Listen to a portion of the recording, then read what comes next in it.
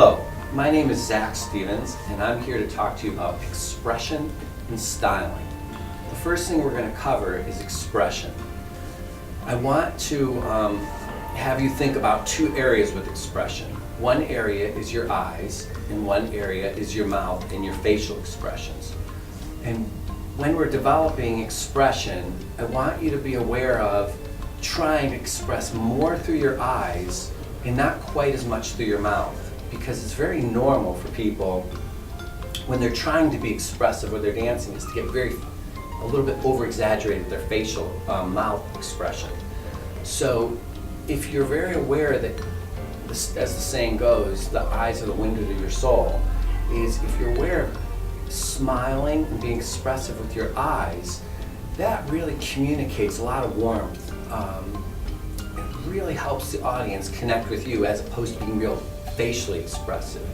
I'm going to do a little exercise with cha-cha and crossover and spotting to be able to change your expression a little bit so it's not always the same thing.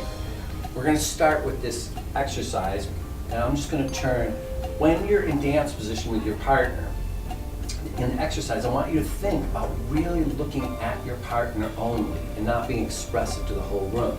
So when you're doing, for example, cha-cha basic, you're looking at your partner, not past them or drifting off, but really looking at your partner.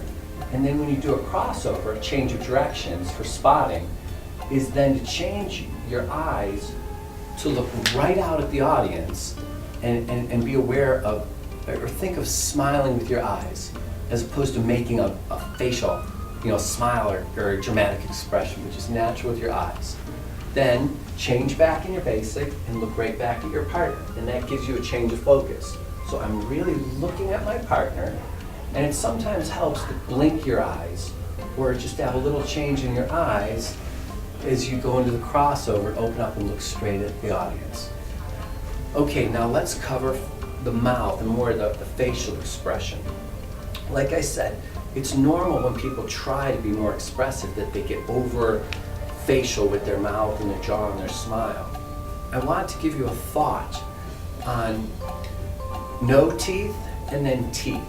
And when you show teeth, it can be a smile. That's always wonderful. They have a nice smile, but not everybody is comfortable with their smile. So when you do go to smile, it could be just the fact that you open your mouth and show your teeth. So I'm going to go back to our exercise. Looking at your partner, in this exercise, I want you to think about just keeping your mouth closed and natural. And then when you go into the crossover, that's when you're going to have a change of expression and show your teeth in a smile or just breaking, letting your mouth open up and showing some white. So here's the example.